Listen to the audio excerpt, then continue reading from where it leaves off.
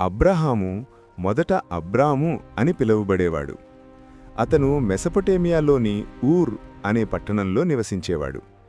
అతనికి భార్య సారై, తరువాత సారా ఉండేది. వారు ధనవంతులైనా వారికి సంతానం లేదు. ఒకరోజు దేవుడు అబ్రహాముతో మాట్లాడాడు. నీవు నీ దేశాన్ని, నీ బంధువులను విడిచిపెట్టి నేను చూపించే దేశానికి వెళ్ళుము. నేను నిన్ను గొప్ప జనముగా చేస్తాను అని దేవుడు చెప్పాడు. అబ్రహాము దేవుణ్ణి పూర్తిగా నమ్మాడు. ఎక్కడికి వెళుతున్నాడో కూడా తెలియకపోయినా దేవుని మాటకు విధేయుడై తన కుటుంబంతో కలిసి బయల్దేరాడు. ఇది అతని గొప్ప విశ్వాసానికి నిదర్శనం. దేవుడు అబ్రహాముకు ఒక గొప్ప వాగ్దానం చేశాడు.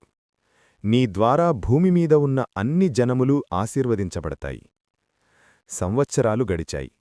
అబ్రహాము, సారా ఇద్దరూ వృద్ధులయ్యారు. ఇంకా పిల్లలు లేరు. అయినా అబ్రహాము దేవునిమీద విశ్వాసాన్ని విడువలేదు.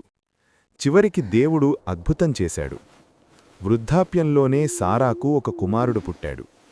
అతని పేరు ఇస్సాకు. ఇస్సాకు అబ్రహాముకు ఎంతో ప్రియమైన కుమారుడు. కాని ఒకరోజు దేవుడు అబ్రహామును పరీక్షించాడు. నీ కుమారుడైన ఇస్సాకును నా కోసం బలి అర్పించు అని చెప్పాడు. ఇది చాలా కఠినమైన పరీక్ష. అయినా అబ్రహాము దేవునిమీద నమ్మకం ఉంచాడు. చివరి క్షణంలో అబ్రహామును ఆపి ఇస్సాకుకు బదులుగా ఒక గొర్రెను బలిగా ఇచ్చాడు.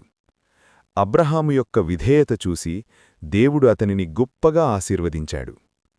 అప్పటినుంచి దేవుడు అబ్రహామును అనేక జనములకు తండ్రి అని పిలిచాడు. కథ నుంచి నేర్చుకునే పాఠాలు: దేవుని మాటకు విధేయత ఆశీర్వాదాలకు దారితీస్తుంది. పరిస్థితులు కష్టంగా ఉన్నా దేవునిమీద విశ్వాసం వదలకూడదు. దేవుడు తన వాగ్దానాలను ఎప్పటికీ నెరవేర్చుతాడు.